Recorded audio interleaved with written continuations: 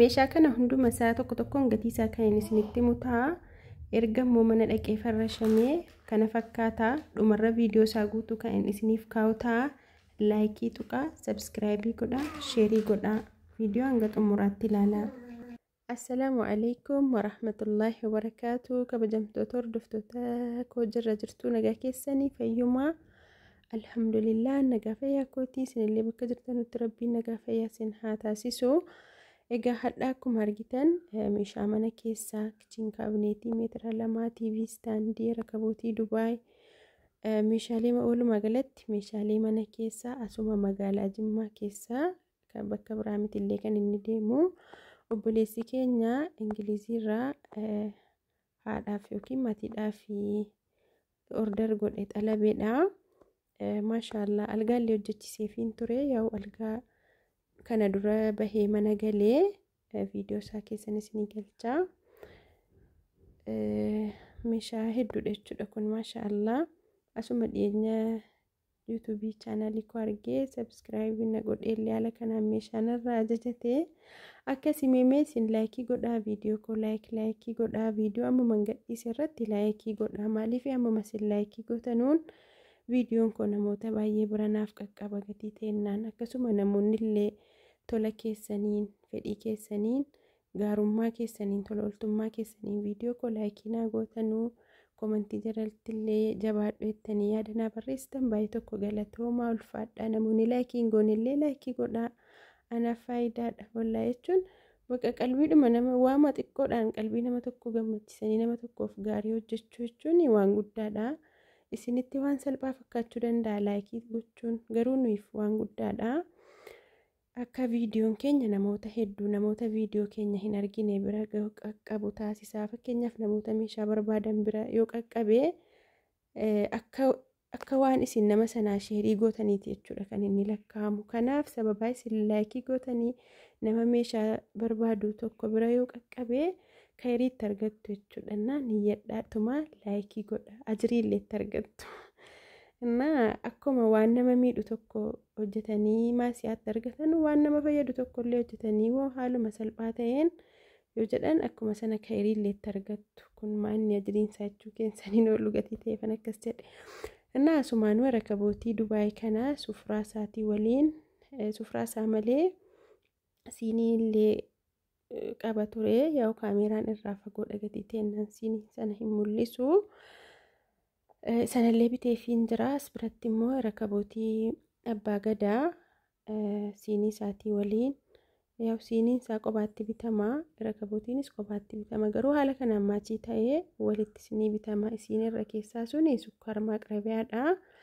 Walumaa galatti rakabootiin abbaa gadaa suni birrii 2,500 siiniin isaa birrii 1,300 as biratti immoo jookii maayikaa kan hin cabne achi biratti haasa'ataniin sagalee waraabaa ture garuu sagaleen qodaatu koskoschodha yoo sagaleen qulqullina hin qabaanne natti hin tolu jechuudha baay'ee YouTube irra gadhiisu.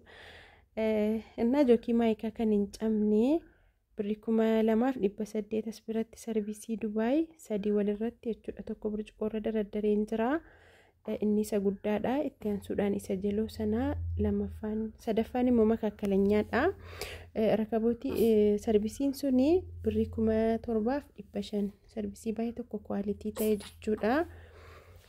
As biratti immoo saanii zirgii kana baay'ee tokko kan bareedaadha jechuudha maayikaa ta'e ka'ee ulfaataa bareedaasa kanuma yoo lafa bu'ellee seeraamikii irratti bu'ellee ala salphaan sagalee addaan kuteen itti deebi'eeka.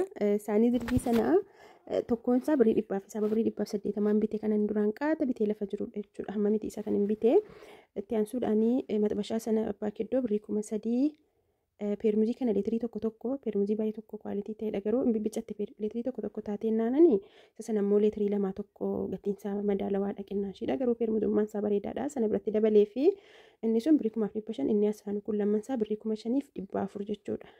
As biratti maaceeshaa isa kana yeroo hunda fayyadamurra maaceeshaa wanti rakabootii wajjin bitamu maaceeshaas ta'e maalisaayyuu itti fayyadamamuuf hin mijatu foormiidhumaaf kanaaf maaceeshaan kanan qobaatti bitee fi kana daaraatti guuttanii akka inni hin cabneef jechuudha. Daaraatti guuttanii haala sanaan itti fayyadamtu bicate ana waggaa 4 moo maal jechuudha maacashaa sana bitadhee kanan fayyadamaa ruwaata kontaanee qodaan kamiyyuu akka ofii abbaan itti qabateedha. Anna jabanaa sana immoo birrii 300 jechuudha jabanaan. Akkasii kana fakkaata meeshaan kuni gatii sarbiisiisnitti meeraa gatii jookii maayikaa simeeraa yoo sagalee addaan gatiin kuteennaan egaa wantoota tokko dagachuu hin danda'a irra darbuu hin danda'a jechuudha. As biratti immoo buushii shaayee darzanii tokko birrii 1800 maasqamacaa waliin jechuudha. Meeshaa hunda keessaa wanti hanga yoonaa hin dabaliin buushii shaayee kana birrii 2000 tureeyyuu qannasee 1900 amma 1800 ta'e siitti birraa kana gaa dabaluun ni sunnis as biratti isaanii kana sabaa hulattiidha. Xiqqaan isaa jira sabaa handiin kun guddaa isaatii abbaa sadii ta'e jechuudha. Birrii 2500 isayyuu amma hin jiru jedhama gabaarraa achi kee ansoolaa lama tiraasii lama of keessaa qabanii nama lafa kaayee ka'ee birrii 1800 ansoolaa saandeenyaadha. Itti ansuudhaan as biratti birdilibsii abbaa kiiloo 4 walakkaa birrii 1000 galee jira jechuudha. Amma birdilibsiin abbaan kiiloo 4 walakkaa 9 walakkaa jira 12 jira.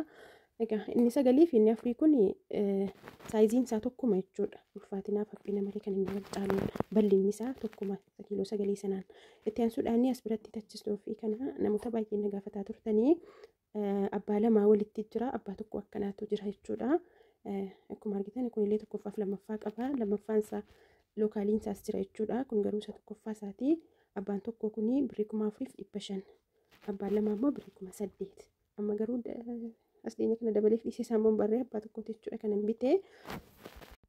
Itti aansuudhaan as biratti tirii kana maayikaan hanga kanan guddatu saayiziin isaa inni jala lakkoofsa 60 moo 65 dhabaayee tokko guddaadha kan beeksisa gahu jechuudha. Haala sanaa walirratti bitee fi as biratti immoo rakabu masoobii daanteeliin isaa birrii 500 masoobiin immoo birrii 3300 safeetii illee jira duddubbee isaa birrii 600. Itti aansuudhaan as biratti burcuqqoo dabalataa jechuudha. Samaayikaa sana biratti dabalataa burcuqqoo 12 fi jookii tokko isinii maayikaan sun yaa burcuqqoon si jaha qofa gatii ta'ennaa yeroo tokko immoo keessummaan danatee namatti dhufa gatii ta'ennaan hin ga'usi.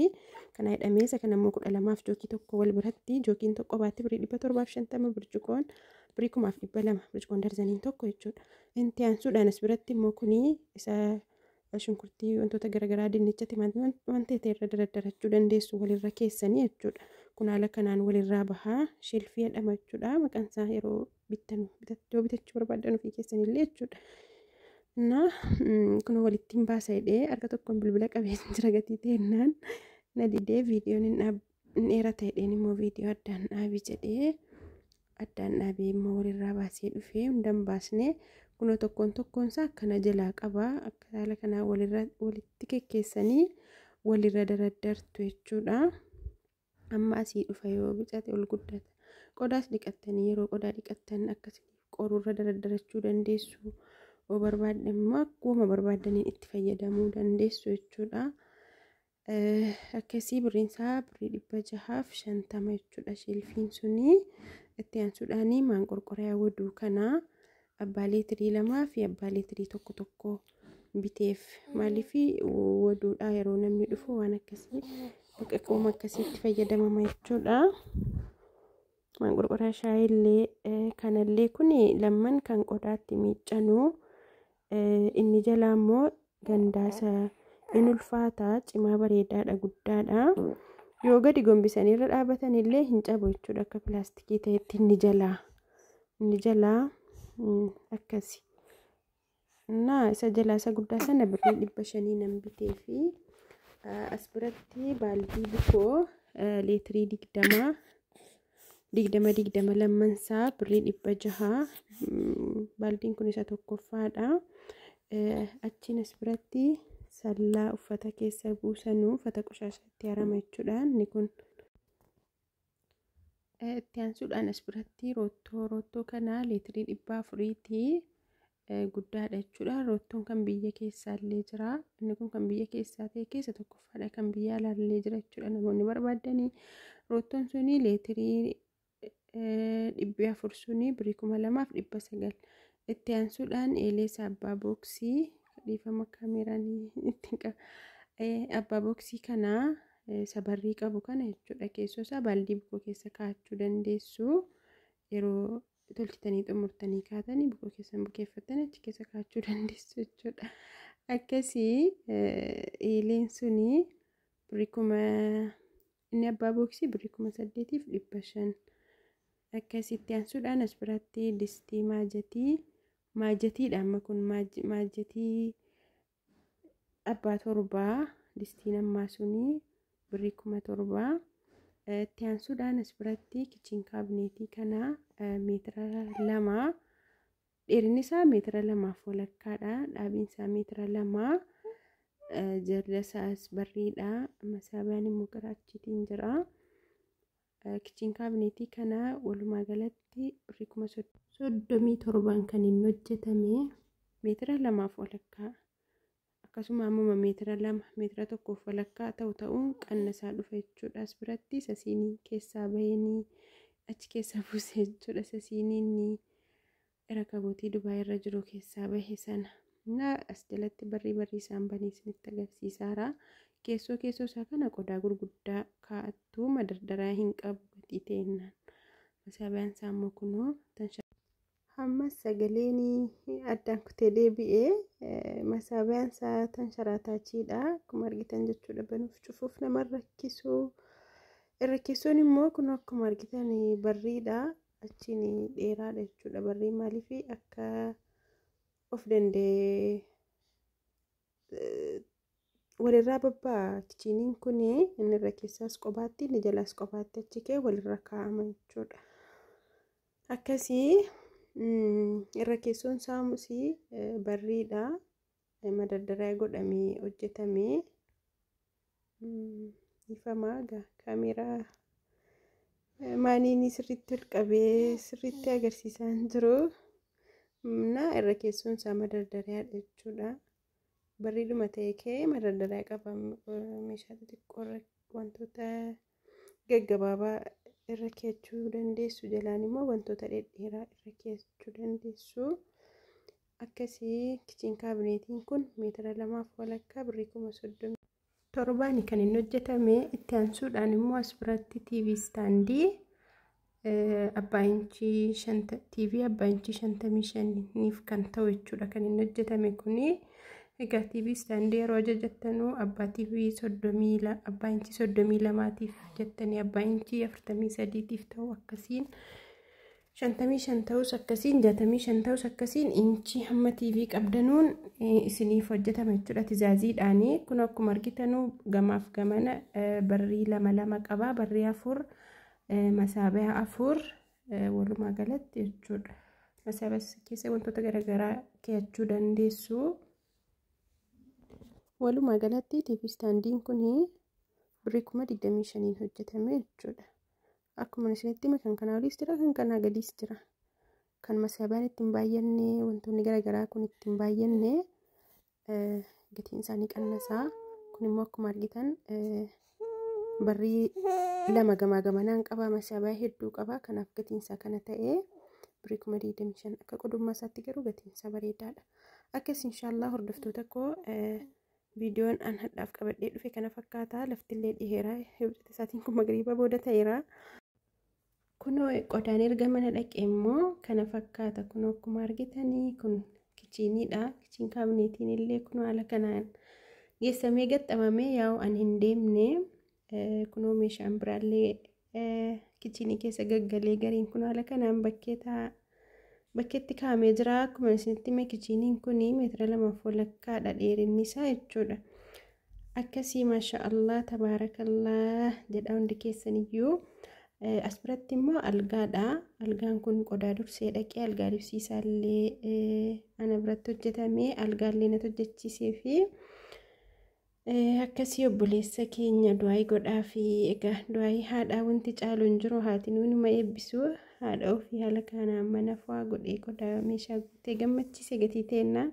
As biratti immoo arabiyaa majlisii kanas illee haaraadha. Minxaafii yaa'u anatu bitee fi arabiyaa majlisii garuu dura osoo anaan waliin bariin ajajate jechuudha.